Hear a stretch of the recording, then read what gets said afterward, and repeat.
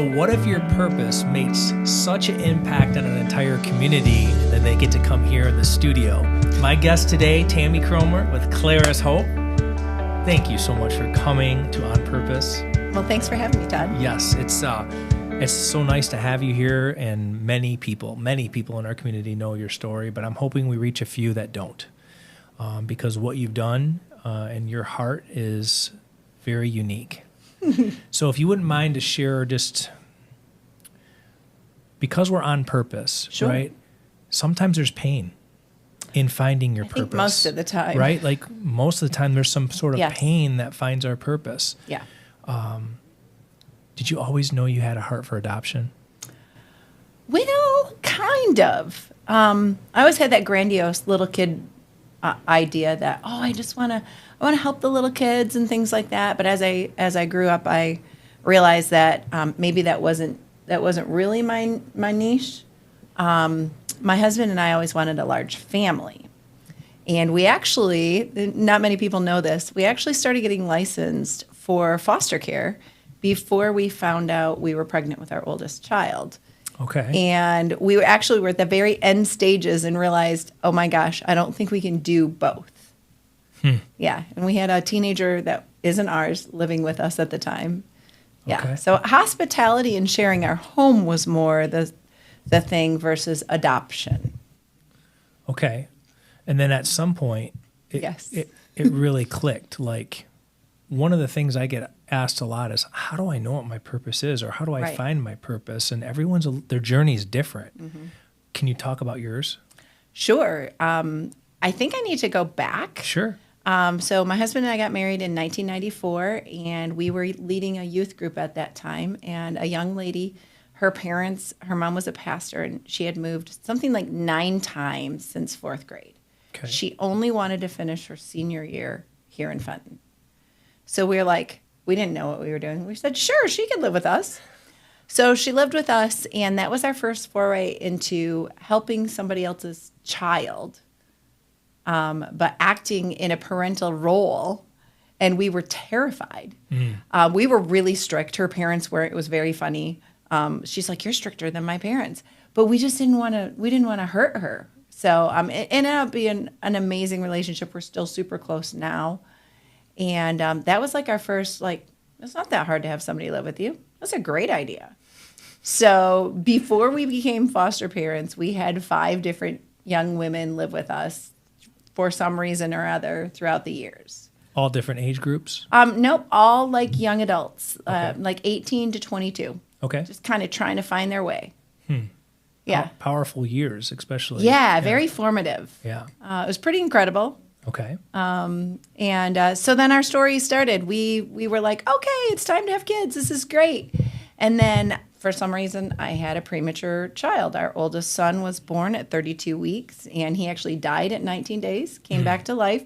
So we learned very quick that children aren't actually ours. They're the Lord's. Amen. And you get to you get the honor of raising them, but they're not yours to have, I guess you would say. So we thought that was a fluke. So we went on to have another child, and same thing with Dean. He went into labor the same time. We were able to stave it off a couple weeks, 35 weeks. And he had some issues. Both the boys had some issues. I mean, they're mature and adults now, 26 and 28, and doing amazing. And our doctor said, I'm sorry, but no more babies. And we said, oh, well, that's not our plan. So what? And then I went in to have surgery on my thyroid. They said I had cancer, and I couldn't have the surgery because I was pregnant. Oh, wow. Oh, my. It was kind of a crazy thing. So Lily was a big surprise 22 years ago. And I ended up having the surgery later on. It wasn't cancer, praise God.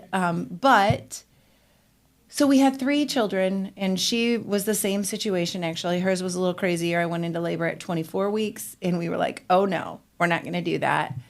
Was able to hold that off and had a baby at 35 weeks. And so that's early, but it's not so early. It's life-threatening usually, but it was really scary as a mama and as parents, and I think probably really hard for my parents as grandparents. But we knew that like doing it the traditional way was not going to be how we expanded our family. So we were praying, we were thinking, and we had some good friends that were adopting, and we're like, we support them. So we'd take them dinner or whatever, and we're the ones that a bunch of kids doesn't bother us. So we'd have them over for dinner or whatever. And my husband and I got home one night, and we went, we could do something like that. So then we started framing what we thought was our ideal. And our framework was we were going to adopt a sibling set. It wasn't a baby between our youngest and our middle child. No problem. Well, you can make your plans, but then the Lord's like, I know what you need. Yes. And we said no babies. And we definitely were not going to do foster care proper. Well, we wanted to adopt a waiting sibling set. So children whose parental rights had been terminated for some reason. Okay. And then, so we started looking all over the states. And we got licensed for foster care because that's how you can do adoption in the United States through foster care. You have to get your license regardless. So we did that, and we started looking, and we thought we'd have a match. Nope.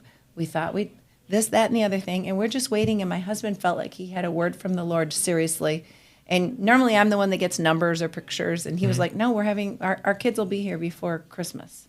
This was in 2006, and I was like, okay. So October comes and goes. Nope. November comes and goes. Nope. I'm like, honey, I don't know how this is possible. November 16th, we got a phone call. I happened to be filling in for my dad's office. I wasn't working anymore, but he had somebody who was out sick. So I was filling in for him, and my husband happened to be home, snow day or something. And he got a call from the social worker, and he called me, and he said, Tami, I know this wasn't our plan, but there's a teen mom and her 7-month-old baby boy. I think we're supposed to have them at our house. And something rose in me, and I went, you're right. So what we were charged with was the idea that we would teach her how to parent. Okay. No chance for adoption. We were just going to help them along to the next step. Wow. And we were like, okay, we can do this. So literally 1 week before Christmas, 2006, we got a teen mama and her baby boy. Fast forward through that, lots of interactions, lots of exchange, lots of learning on all of our parts. Yeah, I imagine. After about 3 months, she was 17 years old. After about 3-4 months, she said, I can't do this family thing. So she chose to leave, but asked for him to stay. Okay. So we started foster care proper, I guess is what you'd say. We started visits, and since she'd lived with us, we just did it at our home and things like that. And long story short, it ended up not being beneficial for both of them, for them to be reunited together. And that is our Joshua. He just graduated from high school this last year. And, Okay. he's making strides. It's incredible. And it was hard. I bet. We were alone, and most people told us, we're so proud of you. Good job, as they backed away. Because they didn't know how to help us. We had no idea what we needed. And really, trauma as we know it now to be researched, the research 18 years ago, like you'd say, oh, they're not doing this. They're like, oh, try a different bottle. It wasn't real helpful. So it was very difficult.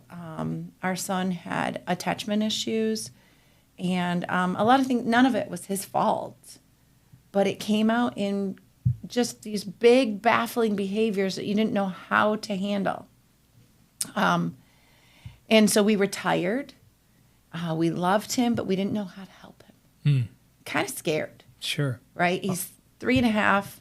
At the point we got a phone call, and my social worker said, are you sitting down? And I said, no. She said, well, you might want to be. Josh's baby sister was born this morning. Do you want her? So what kind of question is that? So we had told God no babies and Sure. not real foster care, right? So far we've had a baby, and it's real foster care. And so we said yes.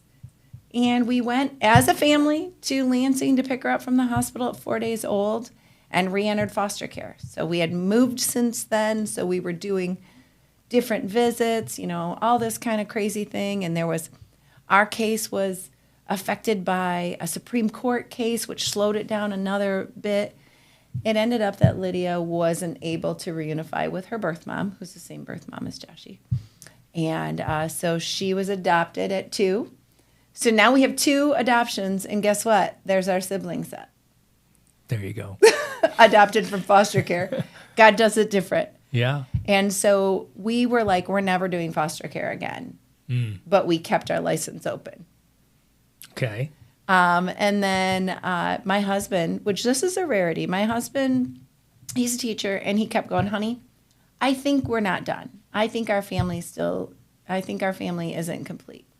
And I was like, you go to work and I stay home. This is really not fun sometimes. Sure. I mean, it was beautiful, but hard. Yeah. It was just so much hard and so much we didn't know and so many therapies we didn't understand that the kids needed. And then when we found out they needed them, we didn't know how to find them or pay for them and all that type of thing. And we really felt alone. There were only a few people that really understood what we were going through. I can imagine, because it's not I mean, firstly, like you said, it's hard. It's not Right. easy. Parenting alone is hard. And nobody really steps up to the plate. Yes. So Yes.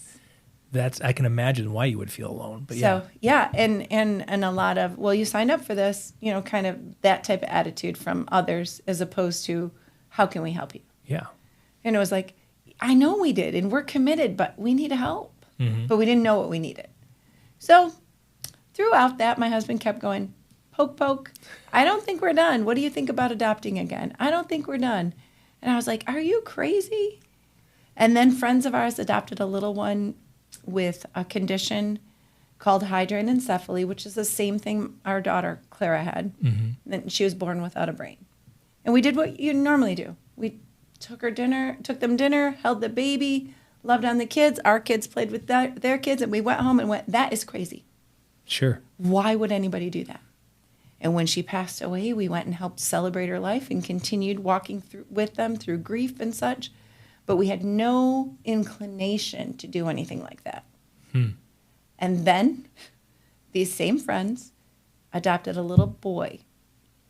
And he had a different condition, but it was a life-limiting condition. We went over, as we do, and I suggest anyone does this with anyone that gets a child in foster care or adoptive, let alone a birth child. Bring them dinner, go clean their house, go hang out with them, let them know they're not alone. So we did that. And when we got home, there was just something different. And my husband and I looked at each other and said, we could probably do that. So this is a 9.5-month difference between those two conversations. And that summer, we started looking for a medically fragile child. Okay. To adopt, because we're like, we've had preemies, we've had feeding tubes, we can do some oxygen. That stuff doesn't really scare us. We can help kids find things, whatever. So we started looking and had some potential matches, and it didn't really happen. And in August, I got an email with this little tiny face with a teeny tiny afro, but a great big bow in her hair. And I looked down and I knew that was my daughter. Okay. And that was Clara. So basically our story is I applied for her adoption and told Dave when he got home from work. Oh, okay. And when we announced her adoption, people were scared for us because she had a life-limiting condition. She was born without a brain, but she was fully alive. And within 24 hours, we had support to pay for her adoption because it was a private adoption. People came out of the woodwork to bring us food, hang out with our older kids, take them to movies or play dates at things, come hold the baby, fold my laundry, etc. So all of that to say, I didn't plan this. When Clara passed away, she was 8 months old. My husband and I decided, you know what? This can't stop. She's lived her life. She lived a full life. She got to do a lot of things.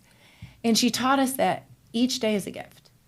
We need to live it instead of waste it. Sure. We need to invest it. And with that, we started kind of Clara's Hope at the time. Just kind of started an idea. And within a couple years, it caught on, and we were operating under the leadership at Freedom Center Church here in Fenton. Sure. And that was in 2015, officially starting. And we were helping families. It was amazing. I had no idea that we could do this. And in 2020, we became our own nonprofit. Nice. As the world shut down, we got our letter because that's how it works. So you learn how to deal with those obstacles. And now in 2025, we have 2 social workers. We're helping about 100 families and over 350 kids a year. What a powerful blessing. It's crazy. What a powerful blessing. I mean, 10 years, really. Yeah, we're celebrating 10 years this year. And the impact that you've made. Yeah. I'm assuming you talk to a lot of parents Yes. that have no clue what they're doing and they're scared. We talk with a lot of parents who started out with a really good energy and commitment, and then they get fatigued, and then they get,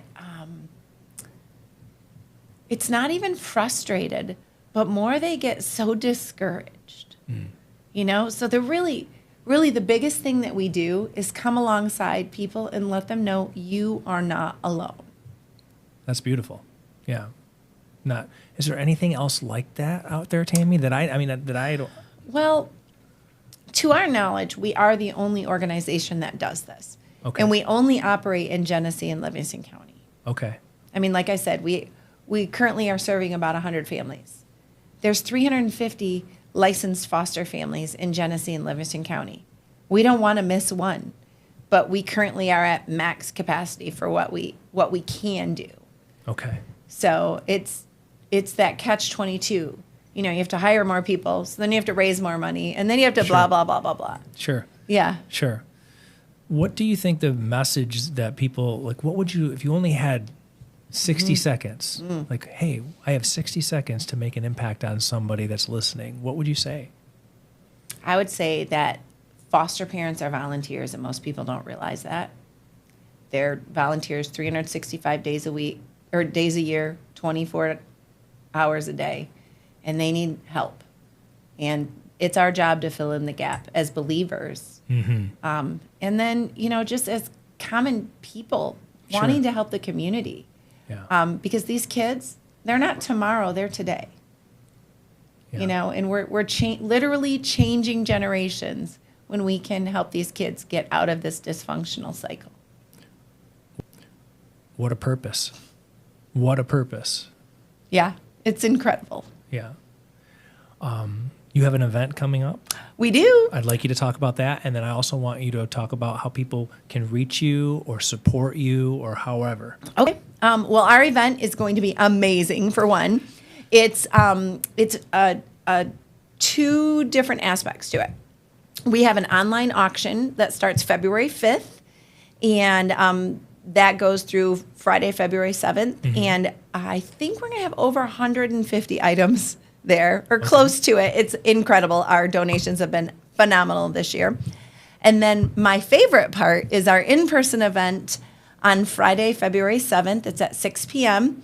And we have a live auctioneer. We've got some games and great dinner.